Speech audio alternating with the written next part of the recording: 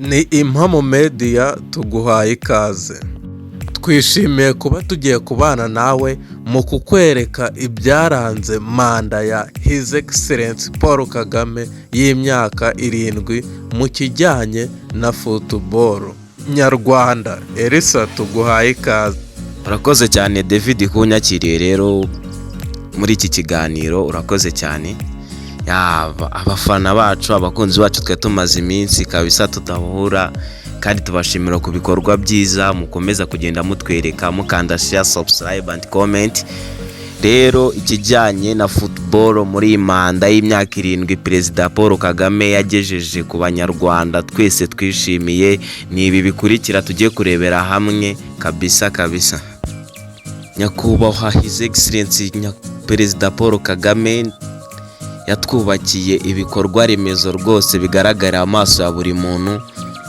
Mbere na mbere yadufatiye stade ya Huye arayivugurura, atwubakira Amahoro Stadium. Perezida rwose yafunguye ejo bundi ku munsi wo kwibohora, atwubakira Kigali Pele Stadium. Ibyo ni ibikorwa rwose buri muntu arebesha amaso yiwe. Kandi ikindi cya kabiri perezida ashobora kuba yaradukoreye muri iyi manda y'imyaka 7, yaciye akajagari, umwanda, ibintu bya juju muri football nyarwanda, aho benshi bavugaga ati kadukuremo amakipe yacu kuko turabona tutanyuzwe n'ibyemezo badufatira, ko bapanze umusifuzi ufana ikipe aje gusifurira, hakabamo ibintu bya juju, ibintu byo kwitana ba mwana, ariko perezida yabifatiye umwanzuro. Ingingo ya mbere tugiye kureberaho rero Perezida Nyakubahwa Paul Kagame ashobora kuba yaratugejejeho muri football nyarwanda, tumushimira cyane rwose arakoze, kuko abenshi tuzi nka Gakuza Nkorisa Charles yaragiye gukura ikipe muri irushanwa ry'amahoro, kandi buriya ikipe irahenda kuyishinga, ariko rwose Nyakubahwa Perezida Paul Kagame yariteruriye n'amagambo ati ngewe ndashaka guca umwanda muri football. Icyo gihe iryo jambo yavuze ryanyuze amatwi y'abafana bose bashobora kuba bafite amakipe bakunda hano mu Rwanda. Ikindi cya kabiri perezida ashobora kuba yaraciye ni iki ngiki, ikintu cyo kuvuga ngo abasifuzi, umusifuzi simwemera. Yavuze yuko RIB ishobora no kuzajya mu kibuga ikisifurira aho kugira ngo usifurirwe nabi. Nyakubahwa Perezida Paul Kagame rero ikindi kintu yadukoreye kirenze cyane, nuko mu buzima bwa Nyakubahwa Perezida Paul Kagame yatwubakiye arena. Murabizi neza rwose muri manda y'imyaka 7 arena twabonye stade y'imyidagaduro, twakiriye benshi cyane rwose. David urabyibuka neza ko muri arena ariho twabonye n'icyamamare Davido. Ntago Davido twari kuzamubona iyo tutagiriye inyubako nk'iriya nka arena. Kandi ndakeka ko muri manda y'imyaka 7 perezida rwose ibintu bijyanye n'ibikorwa remezo byo muri football cyangwa entertainment, bijyanye n'imyidagaduro yagerageje rwose kubiteza imbere, kuko David urabyibuka ko na bare iheruka yabereye mu Rwanda. Urabyibuka ko n'amatora yo gutora uzahagarara Afurika mu bintu bijyanye na football yabereye mu Rwanda. Rwose ibi bintu ni ibintu byiza dukwiriye gushimira, kandi twiteguye yuko azatugeza no ku bindi birenze biri imbere aha. Nyakubahwa Perezida Paul Kagame rero yadufunguriye Amahoro.